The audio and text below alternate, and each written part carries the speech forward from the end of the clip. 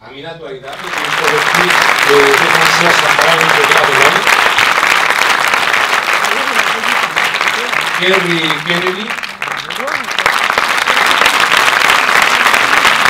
président du centre Robert Fitzgerald Kennedy, son papa.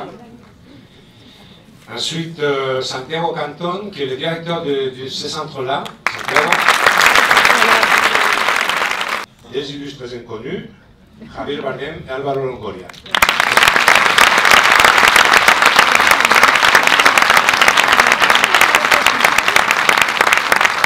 Todavía no la conoce Ha sido un viaje muy largo, casi desde el 2008 que empezamos esta película, y estaremos después disponibles para cualquier pregunta que queráis. Bien, gracias. Pierre Richard, il te remercie pour ces belles paroles. Ojalá que disfrutéis la película, que no olvidemos que es una película. Sobre todo tiene que entretener y gustar.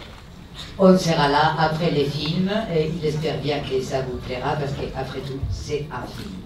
Tenemos a nuestra maravillosa Victoria, que ha hecho una voz extraordinaria. Un saludo muchísimo.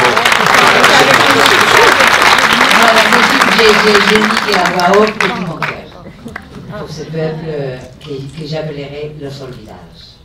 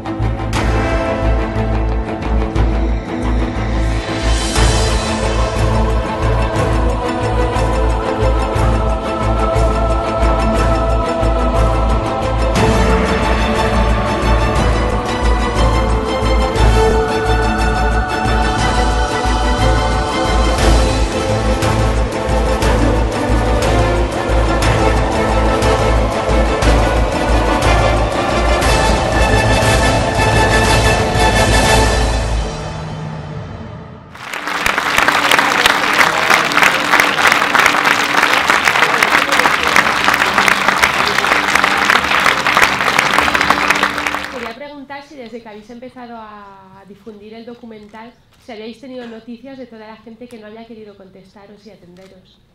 Sí. Sí, ahí teníamos, me recuerda Victoria, el ministro de Asuntos Exteriores nos ha invitado desde Canal Plus a que vayamos al ministerio para hablar con él, y me hubiera gustado que hubiese estado más presente cuando hacíamos la película, no ahora. Pero a nivel de... sobre todo la gran ausencia es Marruecos, ¿no? Marruecos no sabe, no contesta y no sé, es así.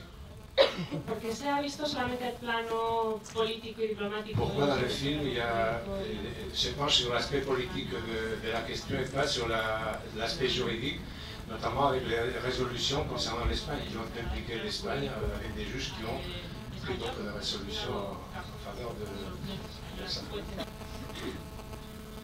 Bueno, no conozco muchas soluciones propuestas por España efectivas o que se han implementado. También en 1 hora y 20 contar la historia de un pueblo entero, tienes que cortar algo porque no puedes ponerlo todo, sobre todo por vosotros, porque al final tiene que ser entretenido. Y creo que lo importante está aquí, o sea, el tema jurídico es muy complejo, muy complicado, pero la La realidad es que no ha habido una solución propuesta que sea definitiva, no existe. Quisiera saber si las personas implicadas en este conflicto que han sido entrevistadas conocían que se trataba de una entrevista para un documental, o sencillamente se trataba de una entrevista, digamos, casual, si estaban advertidos. Sí. Incluso al de Argelia, ¿no? Que luego cuando se dio cuenta de que iba de eso, quiso irse, pero sí, sí lo sabían todos. Y también me gustaría saber si, de alguna manera, ellos han medido la repercusión que puede tener este documental, no solo a nivel internacional, sino también entre ellos. Creo que esa pregunta es más general para todos los documentales de este tipo en materia de derechos humanos. Siempre existe la posibilidad, en cierta manera, que las declaraciones que se hagan en documentales puedan tener un impacto negativo para las personas que hacen declaraciones. En general sucede lo contrario. En general hacer este tipo de documentales, hacer declaraciones públicas, salir públicamente, defiende a esas mismas personas que supuestamente podrían llegar a estar amenazadas. Y hasta el momento, por lo que sabemos, tal vez Álvaro Aminato en particular puede dar, en realidad Aminato debe ser la que tiene que dar la respuesta porque fue entrevistada en el documental. Bon, mon cas, c'est un peu exceptionnel que les autres personnes qui ont pu intervenir. Parce que moi, je suis toujours sous la répression. Que je fasse une déclaration ou non, je suis toujours sous une oppression et une répression de la part de l'État du Maroc, comme tous les autres Sahraouis. C'est vrai que maintenant qu'on a pu briser le mur de silence et qu'on a pu faire lumière sur la situation de violation des droits de l'homme perpétrée au quotidien par Maroc contre la population sahraoui. Nous, comme défenseurs des droits de l'homme, on n'a plus de protection, entre guillemets.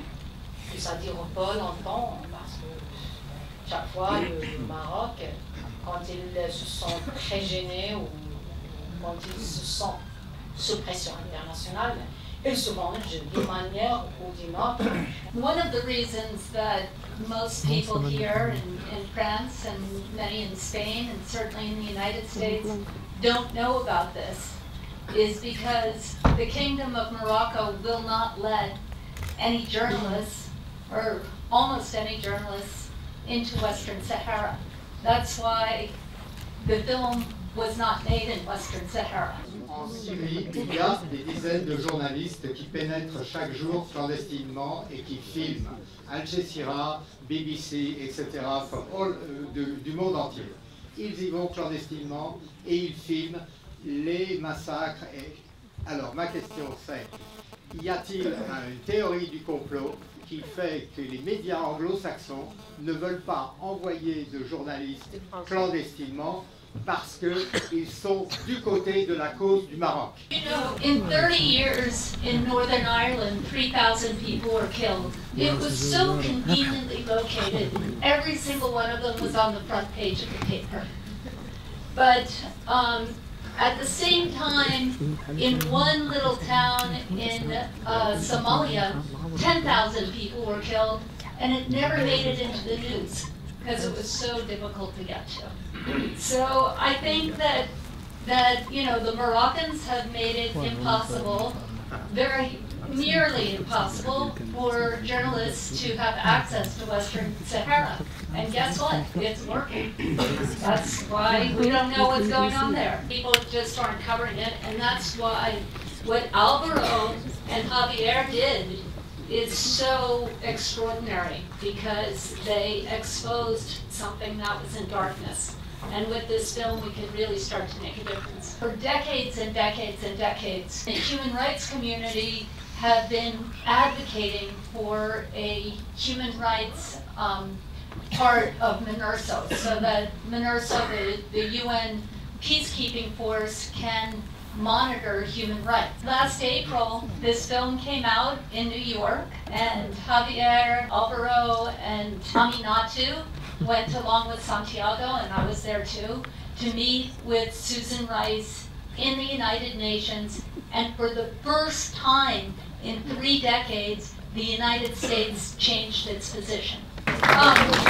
Ultimately, we were not successful in getting the mandate changed, but this has given us enormous energy, and we should thank the filmmakers again for their efforts, and Aminatou for her. Es difícil, pero sí hay que intentar una resolución que logre avanzar en lo que ya se tenía de antes, de hace 4 décadas. Y es el objetivo que con el aporte de esta película, de Aminatou, el trabajo conjunto que vamos a hacer todos, es posible lograrlo.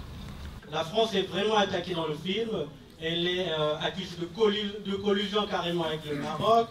Et quand on sait que la fondation de Madame Kerry Kennedy a reçu récemment 120 millions d'euros, de dollars plutôt, de la part de l'Algérie, on est étonné de ce point de vue biaisé sur la question. Ok, ça c'est noté. I really wish Algeria would give us $120 million. En la película hay que 200.000 españoles estaban abandonados en el desierto. Porque de España han heredado el abandono. Les hemos abandonado. Muchos de ellos tenían documento nacional de identidad español y muchos de ellos son sus hijos y sus nietos. Y a un nivel ético son también ciudadanos españoles, puesto que estaban en nuestro... Bueno, de hecho España sigue siendo la potencia administradora del Sahara hoy en día.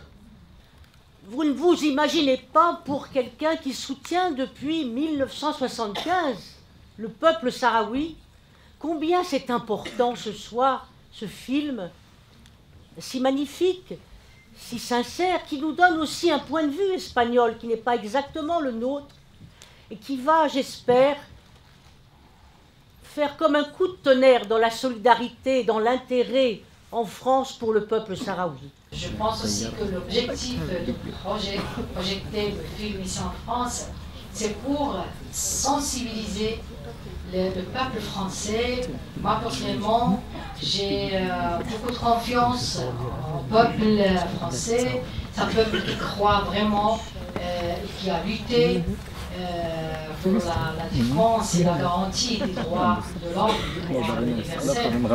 Mais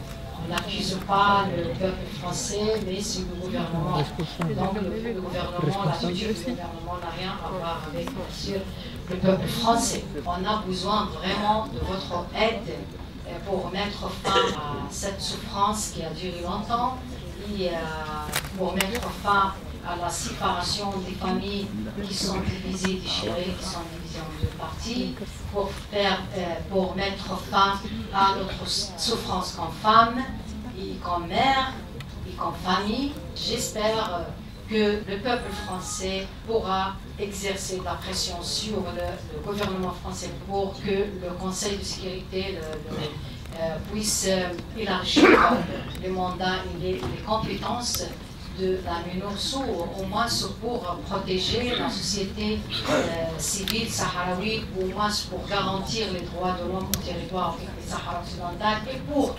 éviter la violence. Vous avez écouté que les jeunes ne croient plus à la résistance non violente. Ils ont même commencé à penser comment utiliser des instruments pour attirer malheureusement l'attention de la communauté internationale sur le conflit du Sahara occidental. Donc, au moins en attendant qu'il y ait une solution définitive, solution politique définitive du conflit du Sahara occidental, il faut tout d'abord garantir les droits de l'homme, il faut protéger nos droits parce qu'il n'y a aucun prétexte pour que le Maroc viole systématiquement les droits de l'homme au territoire occupé. Merci. Sahrawi people live in a very, very dry area. So it's very important to have rain. So I would like you all to join us in a call for rain. Will you do that? Everybody stand up.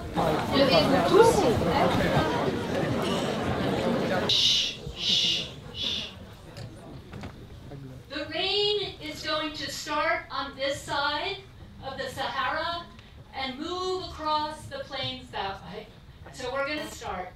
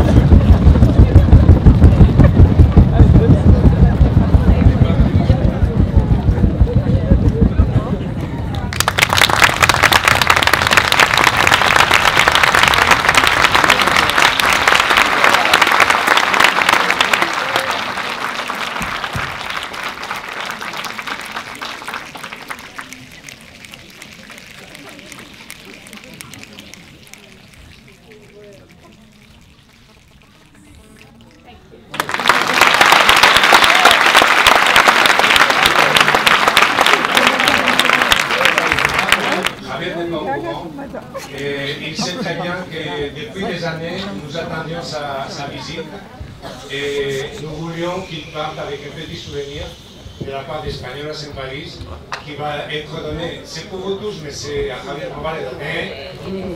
Je demande à Alain Coiffier, à Laura del Sol et à Mima Florent qui avait sorti Mon Jamón, qui avait sorti Éxtasis, qui avait sorti Le Jeune